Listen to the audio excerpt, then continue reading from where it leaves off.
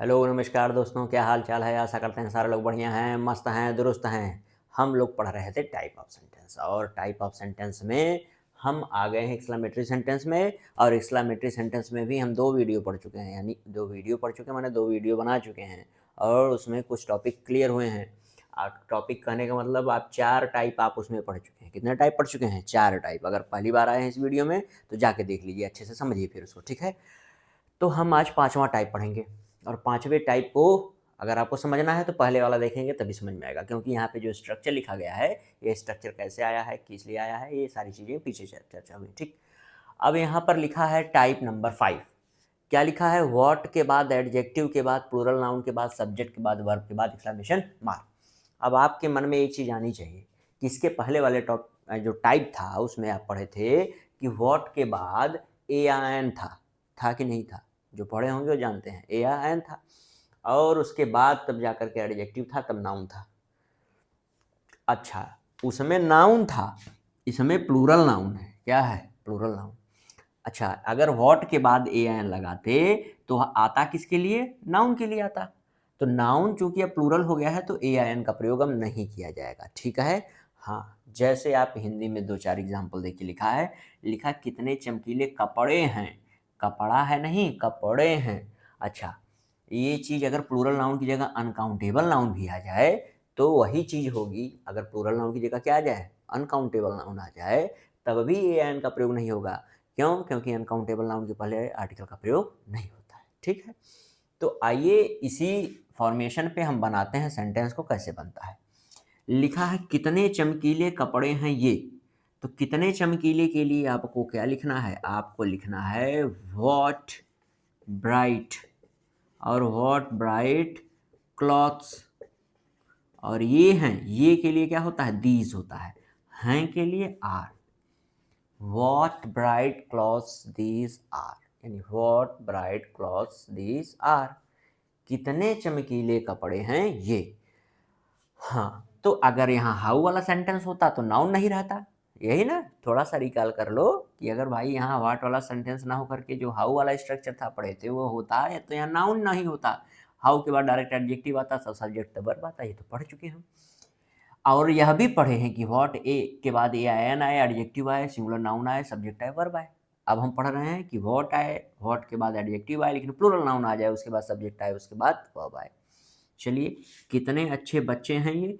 बच्चे माने कई लोग, प्लूरल है, तो किसका यूज किया है? आप व्हाट का प्रयोग करेंगे, लेकिन ए एन का प्रयोग नहीं है। और अच्छे के लिए क्या होता है? गुड होता है। और बच्चे के लिए क्या होता है? चाइल्ड से ही बना होता है चिल्ड्रन। और ये का क्या होगा? दीज। हैं के लिए आर लगाएंगे, ठीक है। टेंस देखिए, हैं, है के लिए आप इज एम आर लगाते हैं, तो आप यहाँ पे चिल्ड्रन के नाते दीज, दीज के नाते यहाँ पे आर लगेगा, ठीक है। बिल्कुल ठीक है। यह बनाइए जरा, कितने सुंदर घर हैं वे। तो क्या बनेगा? कितने के लिए आपका प्रयोग करना है व्हाट का ही, और सुंदर के लिए क्या होता है? ब्यूटीफुल होता है। What beautiful. घर का क्या होता है? हाउस होता है, लेकिन कई घर हैं तो हाउसेज हो जाएगा। वे, ये रहता तो दे, दीज, और वे हैं तो कई हैं तो क्या हो जाएगा? दोज। और हैं के लिए आर। आसान है, बहुत आसान है। कितने साफ कपड़े हैं वो। कितने के लिए आप क्या यहाँ पे फिर लगाएंगे? व्हाट, क्योंकि इसके बाद कमरे भी है ना। साफ के लिए क्या होता है? क्लीन। What clean. कमरे का क्या होता है? रूम्स। हैं, वो लिखा है ना, कई ठो हैं वे का क्या होता है? दोज। क्या होता है? दोज। और आर। आसान है, बिल्कुल आसान है। आप इस प्रकार से बना सकते हैं, ठीक है। क्या बना सकते हैं? सेंटेंस बना सकते हैं। अब मैं आपको अगला टाइप बता देता हूँ। यहाँ जब प्लूरल नाउन ना हो करके अनकाउंटेबल नाउन आए, कैसा नाउन आए? अनकाउंटेबल। सेम स्ट्रक्चर ही होगा, लेकिन कौन सा रहेगा? अब अनकाउंटेबल नाउन होगा, ठीक। अगला टाइप देखते हैं कि उसमें क्या चेंजेज हुआ है। तो इसमें बस यही चेंज हुआ है कि जो हम प्लूरल नाउन लिखे थे वहाँ पे अब अनकाउंटेबल नाउन लिख दिए हैं। और एग्जाम्पल में भी अब जहाँ जहाँ नाउन आएगा वह अनकाउंटेबल हो जाएगा, ठीक है। जैसे भोजन और जानकारी, ठीक है, ठंडा, सॉरी मौसम। तो इस तरीके से जो वर्ड हैं तो ये क्या है? ये अनकाउंटेबल में आएंगे, ठीक। हाँ, अच्छा, एक चीज़ और ज़रा समझिए। यहाँ मैंने अथवा लगाया है, इस वाक्य को ज़रा देखिए। कितना स्वादिष्ट भोजन बनाया उन्होंने। उन्होंने कितना स्वादिष्ट भोजन बनाया। ये दोनों वाक्य जो है आप बोल सकते हैं। अब यहाँ भाव हम शुरुआत में ही आपको बताए थे कि भाव होना चाहिए कि आप क्या दर्शा रहे हैं भाव। अगर आप भाव आश्चर्य का दिखा रहे हैं, सरप्राइज़ का दिखा रहे हैं, बोलते वक़्त, बोलने के तरीके से, तब यह जो है एक्सक्लेमेटरी सेंटेंस में आता है। तो आप चाहिए बोलिए कितना स्वादिष्ट भोजन बनाया उन्होंने, या बनाइए उन्होंने कितना स्वादिष्ट भोजन बनाया। ये दोनों वाक्य बोल कर के अगर आप यही बताना चाह रहे हैं कि भोजन आप जो है स्वादिष्ट जो बना है उससे बहुत प्रभावित हुए हैं, तो आप इसमें अपना भाव दिखा रहे हैं, तब यह क्या है एक्सक्लेमेटरी होता है, ठीक? तो लिख करके जो है आगे पीछे कोई शब्द कर दिया जाए, इससे कोई बदलाव नहीं होता है, ठीक है? बस इसमें क्या होना चाहिए, भाव होना चाहिए। अब आप कहेंगे जब लिखा हुआ आएगा तो हम कैसे जानेंगे कि एक्सक्लेमेटरी बनाना है, क्या बनाना है? तो लास्ट में देखिएगा एक्सक्लेमेशन मार्क को, ठीक है? एक्सक्लेमेशन मार्क या तो ऑब्जेक्टिव सेंटेंस में लगता है या तो एक्सक्लेमेटरी सेंटेंस में लगता है। तो ऑब्जेक्टिव सेंटेंस का फॉर्मेशन आप देख चुके हैं क्या-क्या होता है। जब उनमें से नहीं कोई रहेगा तब आप समझ जाइएगा कि एक्सक्लेमेटरी सेंटेंस है, और भाव भी तो आपको समझ में आ रहा है कि आश्चर्य का भाव दिखाया जा रहा है, ठीक है। अब यहाँ इसको बनाने का प्रयास करते हैं। सबसे पहले व्हाट से बनेगा, तो आप यहाँ क्या करेंगे, व्हाट लगाएँगे। क्या लगाएँगे? व्हाट। अच्छा, एडजेक्टिव ढूँढिए क्या है? स्वादिष्ट। स्वादिष्ट का क्या होता है? डिलीशियस होता है। और उसके बाद भोजन, भोजन के लिए क्या होता है? फूड होता है। व्हाट डिलीशियस फूड, यहाँ ए आई एन का प्रयोग नहीं होगा क्योंकि फूड है। व्हाट डिलीशियस फूड दे, बनाने के लिए क्या होता है? मेड कर दिया जाए, दे मेड, उन्होंने बनाया, या दे कुक्ड, उन्होंने पकाया, ठीक है? आप क्या लिख सकते हैं? दे कुक्ड, यह भी क्या है? ठीक है। आ रही बात समझ में? बिल्कुल। अच्छा, इसको बनाइए ज़रा, आपने कितनी उपयोगी जानकारी दी है, यह भी भाव उसी तरीके से। व्हाट यू, उपयोगी का क्या होता है? यूज़फुल। जानकारी का क्या होता है? इन्फॉर्मेशन। व्हाट यूज़फुल इन्फॉर्मेशन आपने दी। You have given, you have given. अच्छा, दी है तो लास्ट में जिस भी टेंस में रहता है उस टेंस में हम लास्ट में यहाँ सब्जेक्ट के बाद वर्ब रखते हैं।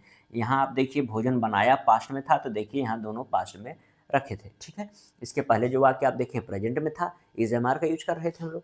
तो उसी प्रकार से यहाँ पर बनाने का प्रयास करिएगा, ठीक? मौसम कितना ठंडा है, कितना ठंडा है, तो व्हाट से बनाइए। व्हाट कोल्ड वेदर, और इट इज़। आपको पता है कि वेदर के लिए किसका प्रयोग किया जाता है? इट का प्रयोग किया जाता है। मौसम के लिए किसका प्रयोग होता है? इट का प्रयोग होता है। यूज़ ऑफ इट में इसको हम समझेंगे आगे चल के, ठीक है? तो ये एक तरीके से आपका कंप्लीट हुआ इसका। लेकिन अभी कुछ रह गए हैं सेंटेंस जो एक्सक्लेमेटरी सेंटेंस में भाव को दर्शा करके होते हैं। जब दुःख होगा तब क्या बोल करके शब्दों को हम देखेंगे, जो प्रसन्नता बहुत हो जाएगी तो क्या शब्द हम प्रयोग कर देंगे, ठीक? तो इस तरीके से शब्द जो हैं उनको हम लिख लेते हैं, लिस्ट बना लेते हैं, उस पर 2, 4, 6, 10 सेंटेंस कर लेते हैं, तब यह टॉपिक आपका कंप्लीट हो जाएगा एक्सक्लेमेटरी सेंटेंस, ठीक है? तब हम आगे बढ़ेंगे, कंडीशनल सेंटेंस पढ़ा जाएगा, तब आगे धीरे-धीरे चर्चा बढ़ती चली जाएगी, ठीक है? हम शुरुआत करते हैं अब उस टाइप की जिसमें हम इन शब्दों की सहायता से कोई सेंटेंस बनाएँगे। मतलब ये जो शब्द हैं, ये शब्द कुछ न कुछ अपना अर्थ रखते हैं, ये जो शब्द हैं अपना भाव रखते हैं, तो ये अपना भाव और अपना अर्थ जो रखते हैं, ये किस प्रकार से किसी वाक्य में प्रयोग किए जाएँगे, हम उन्हीं को देखेंगे और वो वाक्यों को हम समझेंगे कैसे बनता है। जैसे मैंने लिखा है कि कुछ एक्सक्लेमेटरी सेंटेंस की शुरुआत एक्सक्लेमेशन वर्ड से होती है, तो ये जो वर्ड्स हैं लिखे हुए, ये सब एक्सक्लेमेशन वर्ड हैं, ठीक? और क्या-क्या करते हैं, कौन-कौन सा वर्ड किस तरीके से यूज़ किया जाता है? अगर दुःख व्यक्त करना है, दुःख व्यक्त करने के लिए तो एलास, आह, ओह, 3 वर्ड हैं जिनका हम प्रयोग करते हैं। इन तीनों में से किसी वर्ड का प्रयोग हम करते हैं। उसी प्रकार अगर खुशी है, तो खुशी व्यक्त करने के लिए हम हुर्राह वर्ड यूज़ करते हैं। घृणा अगर हो रही है तो उसके लिए फाई वर्ड यूज़ करते हैं। आश्चर्य हो रहा है तो गुड हेवेंस के लिए यूज़ करते हैं word, good heavens word use करते हैं। शाबाशी देनी है तो ब्रेवो, वेल डन यूज़ करते हैं। और बधाई के लिए कांग्रेचुलेशंस वर्ड यूज़ करते हैं। ये सारे शब्द जो हैं आप नोट कर लीजिए अच्छे से। इन्हीं शब्दों के माध्यम से, यानी इन्हीं शब्दों का प्रयोग करके हम बताएँगे कि किस प्रकार से वाक्य बना रहे हैं, ठीक है? तो कोई बहुत टफ चीज़ नहीं है, बस इन शब्दों का आपका तैयार हो जाना चाहिए कि अर्थ क्या है और ये किसके लिए यूज़ किए जाते हैं, यानी किन अर्थों में ये यूज़ किए जाते हैं। 3 ये अर्थ हैं जिन अर्थों में यूज़ किए जाते हैं। चलिए, तो इसको आप नोट कर लिए होंगे, तो कुछ सेंटेंस मैं आपको लिख के बता देता हूँ। जैसे मान लीजिए अगर आपको कहना हो कि अ, ओह! मुझे चोट लग गई। जैसे आपको कहना हो वाक्य, ओह! मुझे चोट लग गई। ओह! मुझे चोट लग गई। अब क्या बनेगा इसका?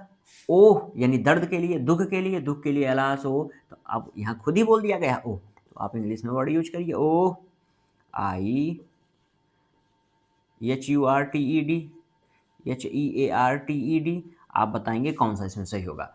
चोट लगे, आई हर्टेड माई सेल्फ। माई का वाक्य है बधाई हो तुम इस परीक्षा में पास हो गए। तो आप यहाँ ध्यान दीजिए कि बधाई हो शब्द लिखा गया है और आगे जो वाक्य लिखा गया है उसको उसी टेंस में हम ट्रांसलेट कर देंगे। तो बधाई हो के लिए हम आपको क्या वर्ड पीछे लिखवाए थे? क्या था? कॉन्ग्रेचुलेशंस था। क्या था?